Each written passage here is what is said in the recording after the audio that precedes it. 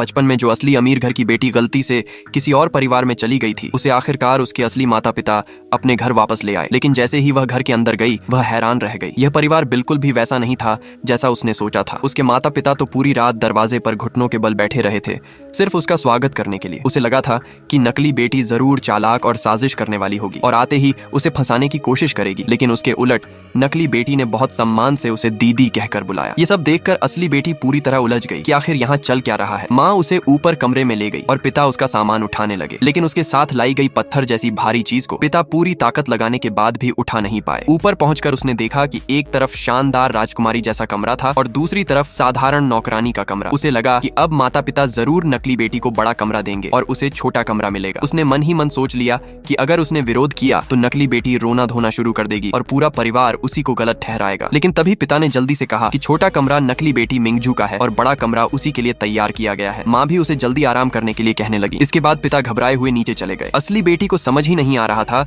कि पूरा परिवार उससे इतना डर क्यों रहा है। वह बहुत थकी हुई थी, इसलिए ज्यादा सोचे बिना सो गई। अगली सुबह वह अभी ठीक से उठ भी नहीं पाई थी कि जोर जोर से दरवाजा खटखटाया गया। नकली बेटी उसे जल्दी जल्दी नीचे ले गई। नीचे पहुंचकर उसने देखा कि नाश्ता तैयार था, लेकिन मेज पर बैठा कोई भी इंसान खाने की हिम्मत नहीं कर रहा था। नकली बेटी ने धीरे से कहा कि कुछ भी गलत मत करना। इतने में एक नौकरानी बहुत रौब से अंदर आई। पूरा परिवार उसे देखकर सम्मान से खड़ा हो गया, जैसे वह इस घर की मालकिन हो। असली बेटी और ज्यादा हैरान रह गई। उसके माता पिता खुद साधारण कपड़ों में थे, लेकिन नौकरानी उनसे ज्यादा शानो शौकत में दिख रही थी। आखिर यह परिवार कर क्या रहा था? वह गुस्से में मेज पर हाथ मारकर पूछने लगी कि सच क्या है। लेकिन माँ ने सिर्फ इतना कहा कि हम हमेशा से ऐसे ही रहते हैं, तुम्हें आदत हो जाएगी। फिर माँ ने खास तौर पर कहा कि उसे अपनी छोटी बहन के साथ स्कूल जाना होगा। इसके बाद माता पिता जल्दी से वहाँ से चले गए। वह साधारण कपड़े पहनकर नकली बेटी के साथ स्कूल के लिए निकली। उसे लगा था कि अमीर घर की बेटियां बड़ी बड़ी गाड़ियों में स्कूल जाती होंगी, लेकिन यहाँ दोनों एक साधारण इलेक्ट्रिक स्कूटर पर स्कूल पहुंची। स्कूल में नकली बेटी सबसे पीछे जाकर बैठ गई। थोड़ी देर बाद एक दबंग लड़का पानी का कप लेकर उनके पास आया। असली बेटी ने सोचा कि यह लड़का जरूर नकली बेटी का चापलूस होगा और अब उसे परेशान करेगा। लेकिन अगले ही पल